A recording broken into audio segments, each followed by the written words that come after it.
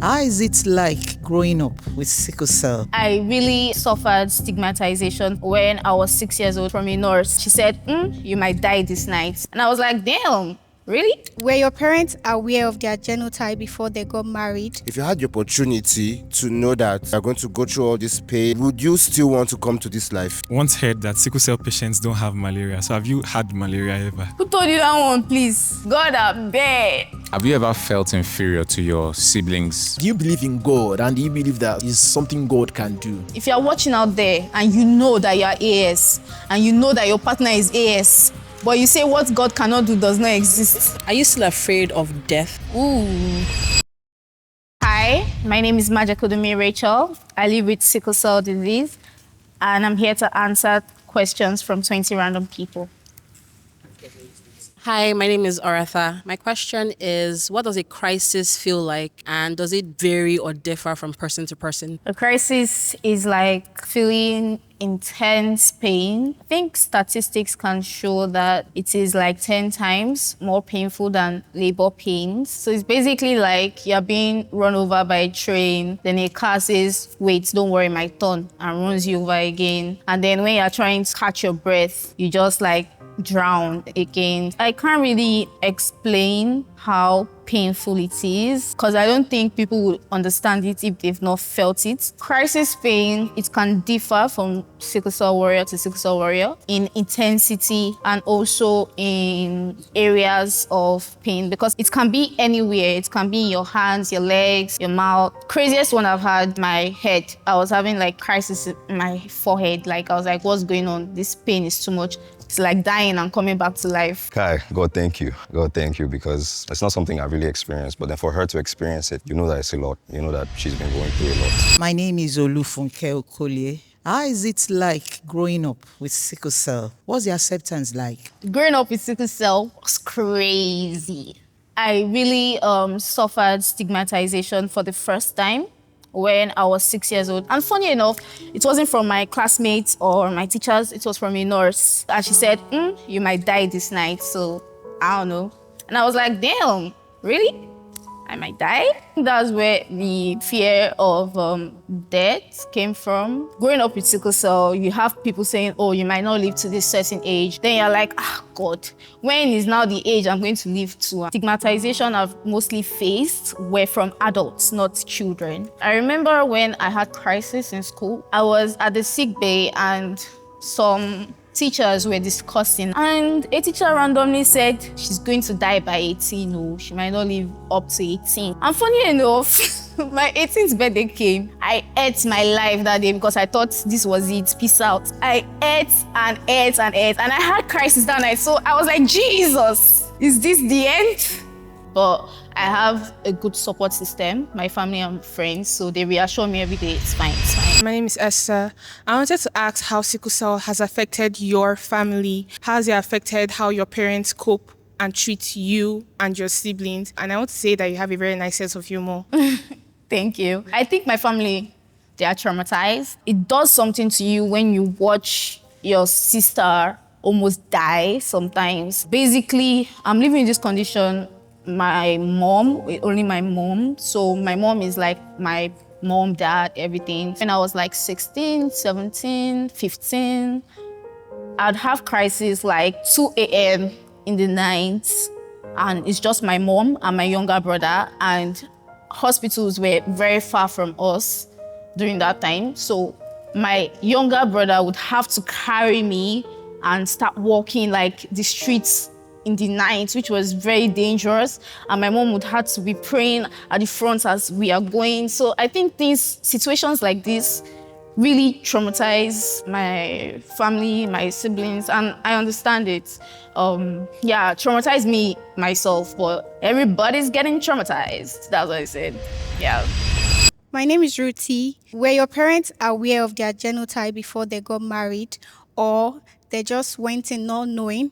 And if they were aware, do you have some sort of resentment towards them? I don't think my parents were aware. They didn't even know that I was a sickle cell warrior till about 2 years old. So I really had a bad sickle cell crisis, and they were like, oh my God, what's going on with our child. I think that was where they learned of their genotype and everything and what sickle cell is all about. In the case of resentment, oh my God, I've lived most of my life with my mom because my dad died when I was quite young, like 8.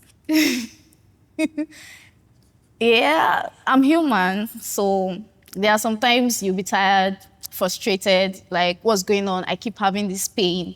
And sometimes my mom can be like, oh my God, what's happening again? And I'm like, you caused this, like, you're the woman. And stuff like that. And she's like, I didn't know. And I'm like, I didn't know too. So we're both like, yeah, we both cry. She cries, I cry, we cry, everybody cries, we find solution, I get, yeah. So basically that was it. Resentment, now that I'm older, not really. She's just a girl. Okay, my name is Mo. You said you get discrimination from older people. And how do you deal with that? So this is why, as a sickle cell warrior, family is everything. And you have to have like a stable and secure backup system. Like your system has to stand gallant for you. It became worse in 2020. So I had a really bad sickle cell crisis that unfortunately left me with physical complication. And now I have a physical disability, invisible one, sickle cell, physical one, wheelchair disability. They say as you grow, you're supposed to be wiser, but I guess not for this kind of people. Because I've had a man walk up to my mom and was like, oh, just marry her off. Just marry her off. That's it. It's not your problem anymore. She's still, and I'm like, guy, come on. I don't know, man. I just try to block it off when I see people that don't really understand sickle cell. At least I try to I try to teach them, learn about the condition and everything. But if they still refuse to get it, that's their business. My own is that don't marry without knowing your genotype, and that's on, period. My name is Ife. If you had the opportunity to know that you are going to be giving birth as a sickle cell, you are going to go through all this pain and everything, would you still want to come to this life? I had a friend that was sickle cell. He's dead now, God rest his soul. When we were in school, he never really had crisis, but I knew he wasn't really happy. I know that this pain can be so much. Do you want to come to this life and go through this unnecessary pain? I would say yes. I'd still want to come here because I'm gushing over my family. I have a beautiful support system. I have the bestest friends ever. And I think staying alive to interact with them one more day is what it's for me.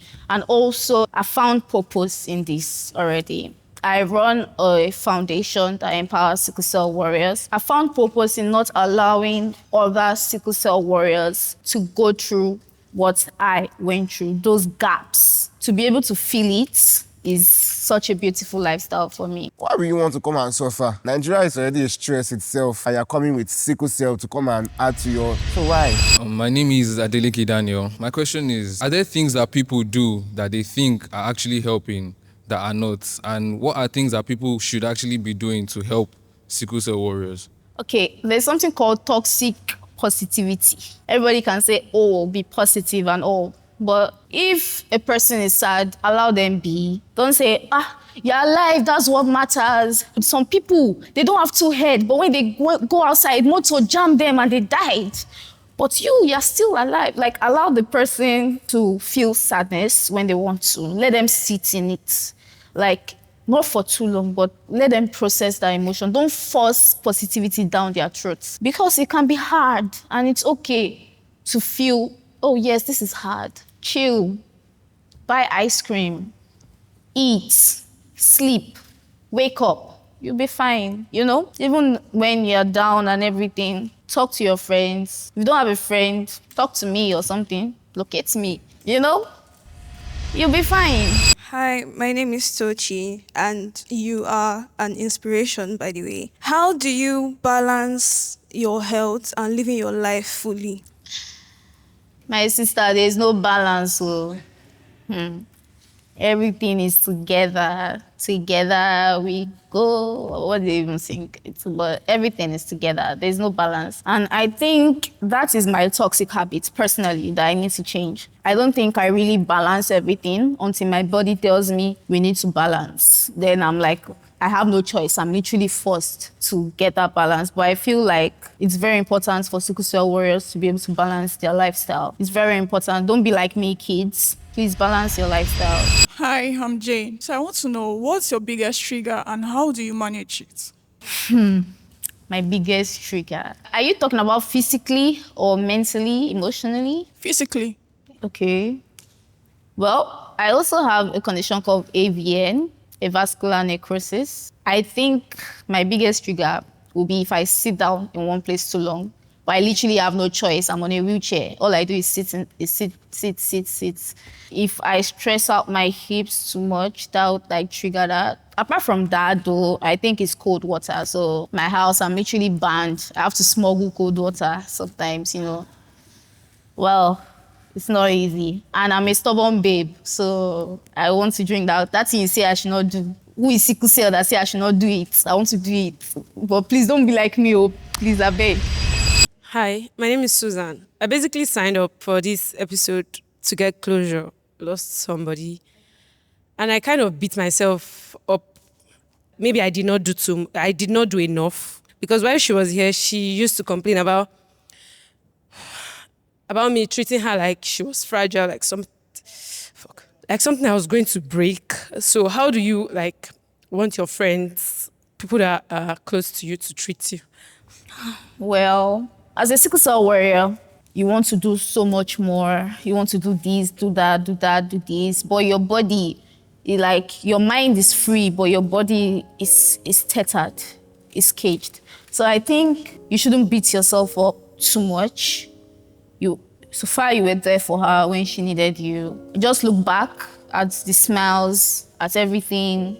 It's going to be fine. I think you treating her as fragile, it stems from a place of care. I think maybe organize a day, what she liked and everything, and just use that day to celebrate your friend. Just instead of beating yourself up, celebrate her a little bit. I think she'd be happy wherever she is. Oh my God, that was so emotional because I've dealt with loss before and I know how personal loss can feel. And if she's watching again, I want to tell her that it's not your fault.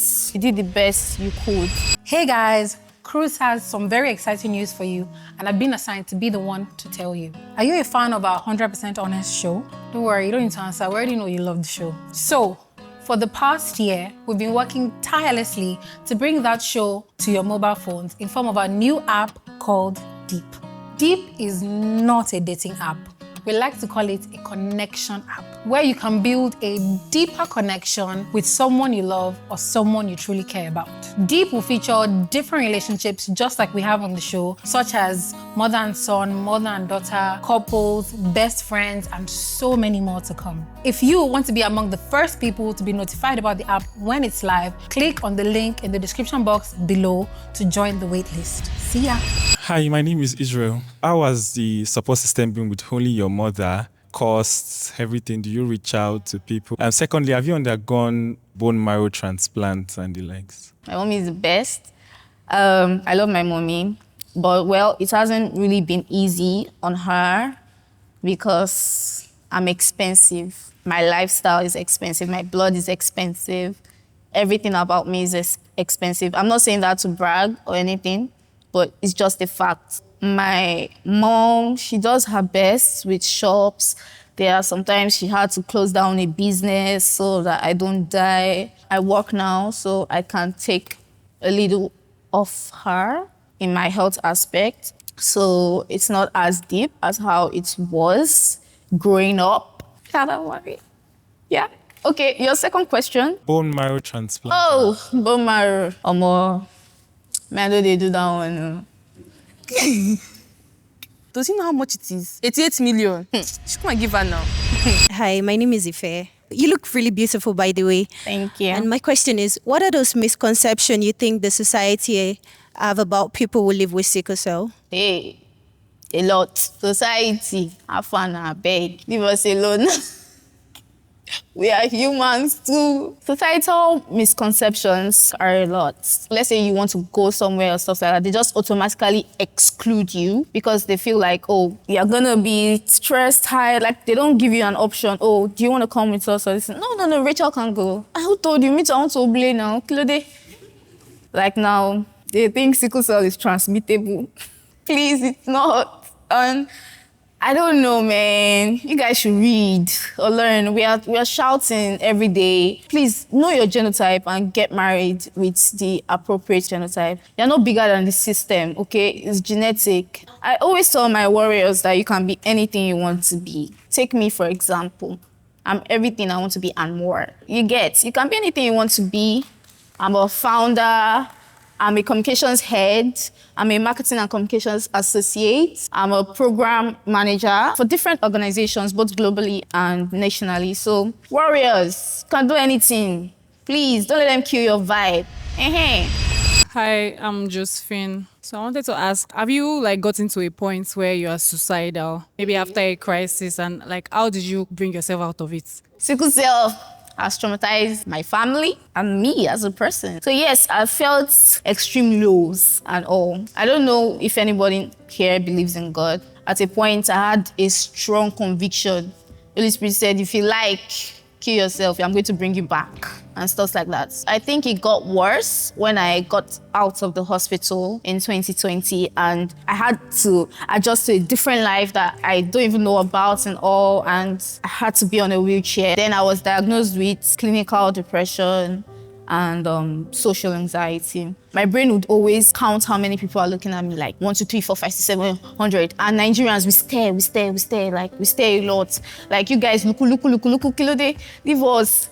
I have a very good support system. They allowed me to be me back. Today's worry is over, tomorrow's zone comes again, and just trying to have healthy coping mechanisms that you can deal with for those lows, I think is a very important thing. Hi, my name is Shimluri, and a lot of people will be watching this, like policymakers, health practitioners, even entrepreneurs. What would you say can be something they can kind of accommodate in the systems for sickle cell warriors that would make you guys more inclusive in the society and actually give a better picture, paint a better picture? Not just sickle cell warriors, but people living with disabilities. As a disability rights activist, I think every public space should be mandated to be accessible, including schools. If you're having a lecture in that particular place, it should be accessible. What do you think we don't go to school or what? I've had situations where I had to be carried by my friends to a 2-story building because we're having a lecture in that place and it can't be changed to somewhere that is down or something. Should be included in those things. The healthcare system is really wonderful. Doctors should undergo sensitivity training based on my experience. I get that your work demands a lot of logic, but please, it can save a life even when you don't expect it. Shout out to Dr. Ray, Dr. Ali. Those were some of my doctors when I was admitted. They showed me that they are also humans. You get what I mean? And there are some that will say, Shebi, you come back tomorrow. If I choose this one now, you have crisis again, I'll come back tomorrow. I'm like, girl or boy, you all need to go through some kind of training. They trained us, so they call it OSCE, where you're meant to talk to a patient, you're counseling a patient, and you're graded though. If you fail that station, you've low-key kind of failed the exam. I've had doctors tell me they've not been paid for months, or the patient load is a lot. In as much as we're going through that strife, we chose this life regardless, so we should actually be more compassionate. I am more compassionate towards people. Hey guys, here is another friendly reminder that we have a goal of hitting 500,000 subscribers by June. So please, if you're not subscribed to the channel, this would be a great time to help us reach that goal. Hit that subscribe button. And now, let's get back to this beautiful story. My name is Gigi. First off, I really love your energy. For someone that's a warrior, you're really jolly, you're really playful. So what I wanted to ask is, what is your greatest achievement as a warrior? What did you say your name was again? Gigi. Hi, Gigi. This is your voice. Sorry, I wasn't really listening. Remind me of your question again. Okay, so I asked, what is your greatest achievement as a warrior? Okay. Greatest achievement, Abby? Okay. I think my greatest achievement as a warrior would be finding happiness. I know it's not that much to some people, but for me, finding joy, it would be my greatest achievement. Because when you live with this condition, a lot of things come your way. It's like bars, without no stopping. It's just, okay, I just recovered from this, bam, bam, bam. There's literally no break. Apart from that, my foundation. So I founded a Sickle Vive Care and Empowerment Foundation. It's helps sickle cell warriors thrive, not just survive, but thrive. It's a community that just helps them live, love, laugh, and, you know, I tell my warriors every day, you have to find joy in the little things. That's what the community is for. And not only that, but we also provide like routine drugs, our initiatives and all. So I'm really proud of that. I think that'll be an achievement. But my greatest achievement will be finding happiness even in this condition. Hi, my name is Fatia, and I would love to ask if you've ever had like a genuine partner, or like if you ever plan on like getting married, having kids and sort of that. Well, my siblings, they tell me every day to stop chasing people away. I should try to be more tolerant of men. So I think finding a partner, not something I look for right now because I'm deeply rooted and safe where I am. For me, asking your genotype is a first date question for me. Like, okay, what's your genotype? It's a first date question. But some Nigerian men, they'll think, oh, you want to marry them or you're looking for marriage or something like that. It's like a marriage question for them. But due to my condition, which it should be for everybody, it should be a first date question. Please ask, what is your genotype and all? Please ask. Let's reduce these statistics. If you're watching out there and you know that you're AS and you know that your partner is AS, but you say what God cannot do does not exist. I don't know, man. I don't know. If he comes, Kim Tae-young, when he's ready to come to me, he'll come. All right, so my name is Guki. So I had this knowledge about sickle cell people that they are always quite thin. But like I have this friend, he's very, very fat, like very, very, very fat. Is there a thing he does differently? And yeah, you mentioned about what God cannot do does there exist. Do you believe in God? And do you believe that that is something God can do? When people mention sickle cell warriors, I believe they feel all sickle cell warriors should be sickly. You should look like what you're going through. You have a condition, look like it. Look like you're suffering so we can help you out. You get? That's just one of the very many stereotypes we constantly battle with. A sickle cell warrior looks like every normal average person, can be slim, can be different shapes. We come in different forms, shapes, and sizes. Thank you. In believing in God, yeah, I believe in my Baba God, 100%. I really believe that genotype can change and stuff like that. Sometimes prevention is better than praying about it, you know? If God puts a situation where it can be prevented, he put it there for a reason. Check your genotypes. People can try to force religion down your throat. Like I remember in school, just on a wheelchair, and random people coming up to me like, let me pray for you. I will heal you once I pray. And they start blasting in tongues. It's so insensitive, the approach. Like, oh, it's because you don't believe. It's because you don't believe. That's why you're not healed. I'm like, leave me alone. And yeah, I also heard that sickle cell patients, some of them, they take hard drugs and all of that. So I just wanted to ask, if you take alcohol, you party, or you take hard drugs or something. I wish. I hear that sickle cell patients, they take hard drugs for them to like have the energy and all of that. And she looks like someone that a life of the party, man. Even though any situation, oh, I'm oblaying, all of that. No, seriously, I really do. Because sometimes I be stressed. And I'm like, drinking my Coke like, hey, God, help me, Jesus. So I wish I could like take alcohol in very large amounts and forget about my sorrows. I know, be a drunk and all. I wish. Hi, my name is Toyosi. So I just want to ask, do you think people see how happy you are as a facade? I have never thought about this because my happiness, I don't leave it for people. I leave my happiness for myself. People will be people. They can think you are sad when you're happy. They can think you're happy when you're sad. Like I said, one of my greatest achievements is happiness. It didn't come naturally to me. I worked very hard to be as joyful as I am today. If people think it's a facade, let them. Hi, my name is Aratha. Are you still afraid of death? Ooh, I don't know, to be honest. Some days I'm not, some days I am. That some days I think I've not done enough. I need to do more. That even if I go or anything, God forbid, though, me, I still want to obey. But even if everything happens and all, that some days I'm afraid that I've not done enough. You know, I've not helped as much people as I could.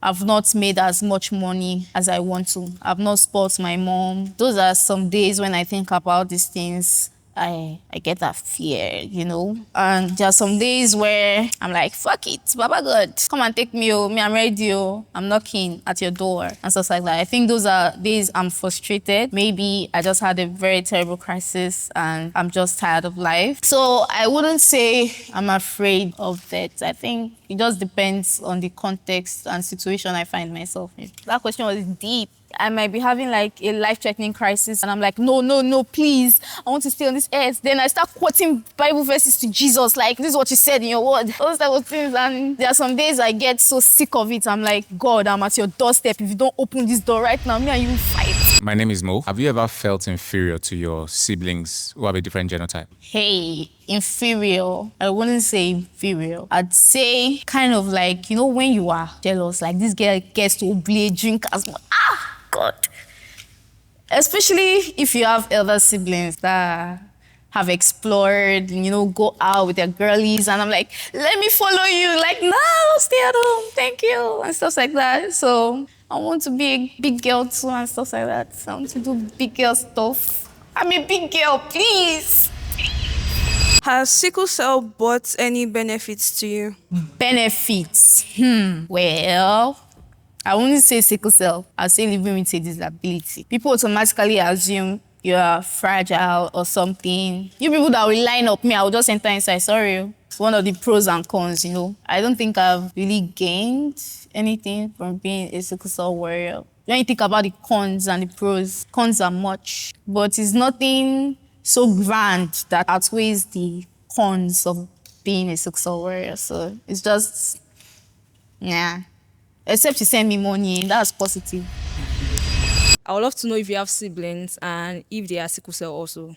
No, all my siblings are not sickle cell warriors. I do have siblings. I have an older sister, then there's me, then there's my younger brother, and then there's my young sister and my mommy. You guys, I love my mommy. I'm grateful for my siblings though, because they don't treat me as that fragile. It's just when they're trying to avoid me getting the sickle cell crisis, they're like, quick, close the windows, do this one, do that one. Like, they're like avengers. Apart from that, we do have our normal sibling quarrel, sibling spat, sibling whatever. I mean, I've chased my brother around the compound before, you know, just normal things. Have you ever questioned your parents' decision to birth you? And secondly, once heard that sickle cell patients don't have malaria. So have you had malaria ever? Who told you that one, please? God, I beg. Yeah? Is that a myth, really? Please, oh. That's a myth, that's not a fact. We do have malaria. I mean, even having malaria is very severe for us. We have to get it treated ASAP. How would you explain sickle cell to someone who knows nothing about it? How would I explain it? I think I'd first of all give a textbook definition of what sickle cell is. I will now explain that it's not just a physical illness. That's what I need people to understand. It doesn't just affect warriors physically, but also mentally, emotionally. It affects us in every way, every which way you can think of. It does affect us. If you have a friend or a loved one that's a warrior, please be kind. On days they can be snarky, with attitude and all, just be kind, you know. They are going through a lot more than what they talk about. And if you are a mom of a warrior, big ups to you. Your child depends on you, on your mood. If you want to train your child in confidence and all, you can't speak to your child like he or she is a burden. Then they carry that weight from family and they project it outside. Please be kind to your children. Even if you are tired, don't say it in front of them. Go to a closet and be like, God, I beg, God, why? God, why? Then come out and be like, girl, sorry. I'm just saying moms because of my mom, sorry. I have a son living with autism and he's an adult. So the last statement you made actually, touched me. Talking to mothers, because it's there are different faces to this challenge. Yours is sickle cell, you have cerebral palsy, we have autism. The number one question I want to ask is, how has it been for your mother? Because you talked about parents not talking down on their children. And I tell you, when my son is down and, he's frustrated, sometimes I face him and I tell him, I'm not the cause of your problem. It's okay to know your genotype, but there are some other challenges that children have that are not as a result of whether the father or the mother. How do we enlighten the society on acceptance when it comes to them choosing their vocation, choosing partners, and all of that? How can we help, especially as parents? That's a fantastic question. Speaking for children with special needs, I think as parents, I understand that frustration is a human reaction. And sometimes you're like, what's going on? Like, what's happening? Sometimes you'll be so frustrated and all. I feel there's a level to frustration that you don't show around kids because it might pass for you because everything has gone out, it might pass for you and all, but it stays ingrained in that child. We might not really know how to express that thing. That I'm not normal will be there with the child and all. I can't say you can completely eradicate that I'm not normal line for a child because society will still look at that child and tell that child, oh, you don't belong here, you're not part of us and all. But I think as parents, knowing that your child is fully secure in your home to the extent that outside perspectives wouldn't shake him or her or wouldn't move him or her. And I know it can be hard for parents living with kids with special needs. It can be very hard. It can be, you guys are the real MVPs, seriously. You deserve all the praise and everything. But sometimes you have to let go. Thank you. You have to let go a little bit. Just step back a little bit and let them be normal. Let them make their mistakes. Let them learn from it.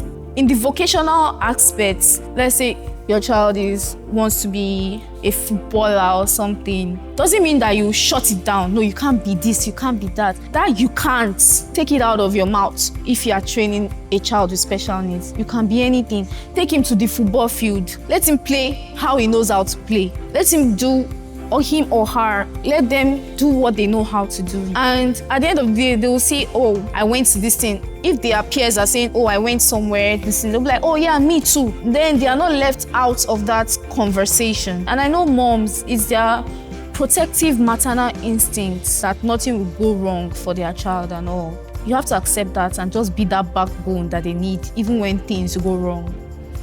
Thank you. Hi, Esther again. Okay, so I'm a doctor and I want to start by saying sorry to any medical officer that has treated you otherwise. So first of all, I have a friend as well. He's sickle cell. He's a doctor. And I came on this show mainly because of him.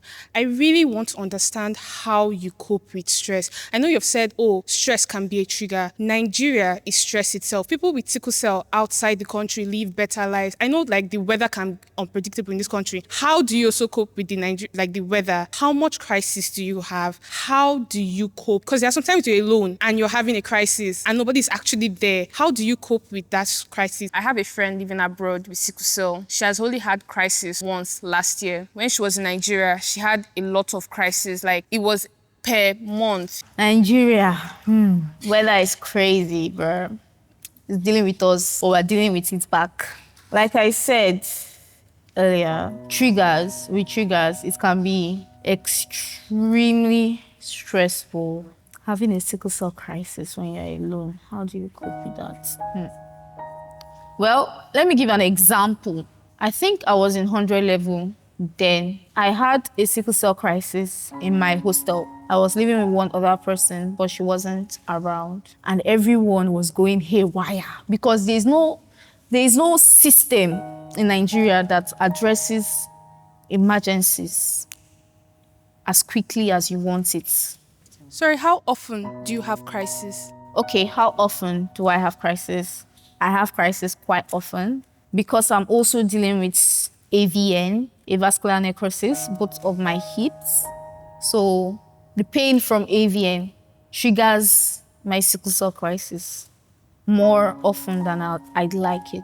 At the same time, I'm just doing the best I can. But it varies for sickle cell warriors. Sometimes twice a year, sometimes 3 times, sometimes 4, sometimes once. It varies for every sickle cell warrior. What's your stance on abortion? Because there's a way they can determine the genotype of kids before they have given birth to. So what's your stance on abortion? Stigmatization from the world, you are not the one going through it. So why do you now want to use love conquers all to punish an innocent human being? Okay, I'm pro-choice, her body, her rights. That's my own stance on abortion. Like I said earlier, know your genotype. Let's avoid these things. Just know your genotype. If you're compatible, good. If you know you're going to go through that stress, good for you, girl. Let's not do this, you get. So that's my stance on this. So Gigi, and I wanted to ask, what questions are you tired of being questioned? In this country especially, like a lot of people are insensitive. They just say nonsense and they can ask nonsense and they can ask a lot of insensitive questions. I think I'm someone that gets very easily irritated by stupid questions. I have a lot of questions that I just look back and I'm like, what did you just ask me? I can't think of one at the top of my head right now. It's,